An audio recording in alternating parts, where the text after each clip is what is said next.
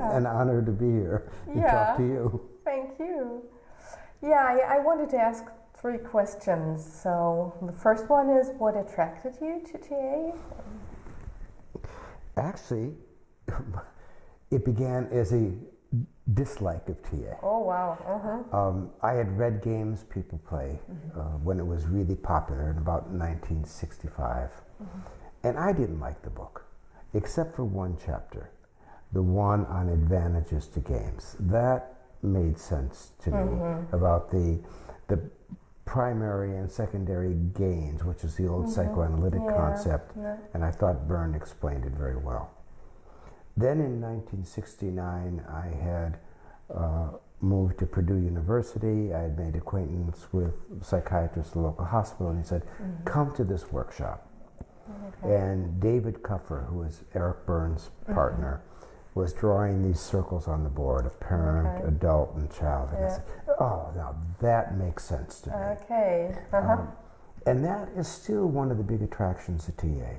The whole concept of ego states, the way Byrne originally wrote it in TA and psychotherapy, where the child ego state represents the thoughts, feelings, behaviors of that child, how that child confusedly made sense of the world, and how the parent is really the interjection of another person's personality. Very different than some of the popular views of TA. So that still excites me. And much of the work I do is about life scripts. And Byrne's idea of script has always been a turn on. In fact, the book that I just published on relational patterns, therapeutic presence, is a lot about script. And 3 years ago, I did a book with several of our TA colleagues called Life Scripts, where each of us wrote a different viewpoint of scripts. That's what I think what we saw today. It was like a golden thread running through the whole day, and probably, as you said, through your whole work, the work on scripts and your idea about scripts. Which is always changing and updating. Great, Yeah, so that's my next question. So how do we work with TA and in your daily life or in your daily practice and your as a psychotherapist? I'm thinking about a script as being formed in several ways. First and earliest by physiological survival reaction. The tension that's in the body, the holding of the breath, the not expressing what needs to be expressed. And not only earliest, but the more traumatic a situation, the more likely the script is within the body. Then you have a script that is formed by conclusions. And this is where the child has experience day after day, week after week, and they just come to the conclusion that this is my reality. Like the woman who said to me, I'm of no importance.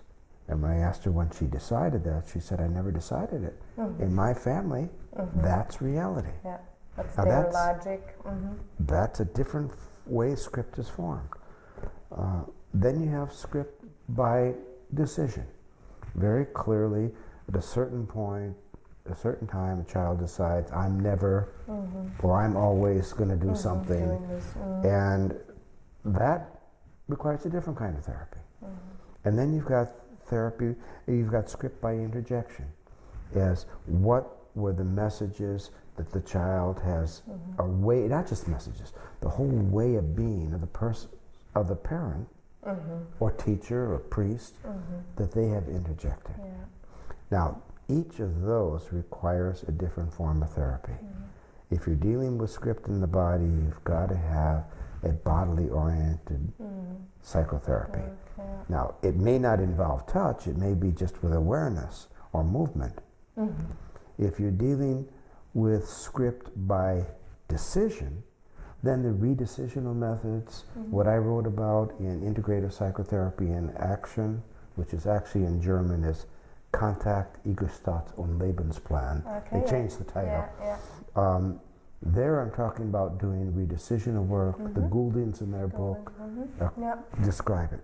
When you're dealing with script by conclusions, you can't do a short redecisional work. That's where the relational therapy comes in, where we see somebody consistently and we build a consistent, dependable, caring, therapeutic relationship that melts that iceberg. That gives another idea of how it could. That's right. It creates a real juxtaposition between what they lived and what is possible. And then when we have script that's by interjection, that's lived in the parent ego state, then we have to do therapy of that parent ego state.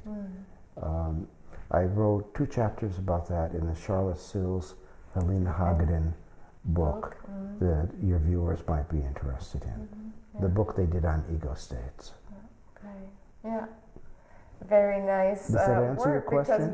Because it's one point it's how you work, and on the other hand, it also shows your work, your idea that you developed, your ideas you developed, and how you included them in your work as well.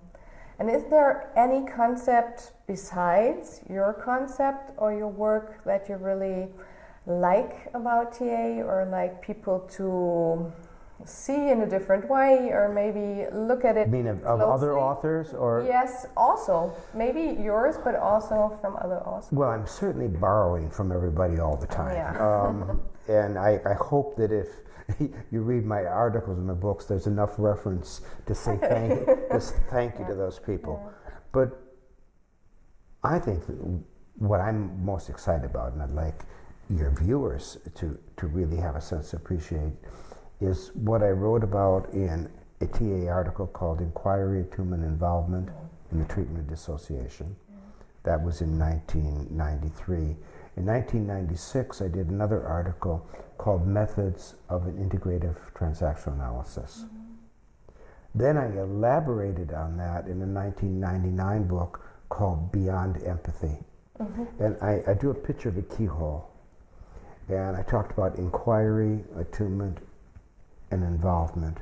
And I talked about different kinds of inquiry, phenomenological, historical, into the scoping system, and how what the therapist needed to do in terms of acknowledgement and validation and normalization. I talked about attunement to developmental level of functioning, to rhythm, to cognition, to affect, and to relational needs. And that has become my model that I have really taught to a lot of places, and I get a lot of compliments from people for teaching that. As you did today, right? In the first place, it feels like it's a big model, it's complicated, but then as you show your work or everybody tries to work with it, it feels very comfortable and very whole. It was very interesting in writing it because it felt like I was writing an autobiography. An autobiography about this is how I am when I'm practicing. So thank you very much. It was a pleasure to have you and to interview you, and also to have you in the workshop today and all those 3 days. Thank you. Thank you.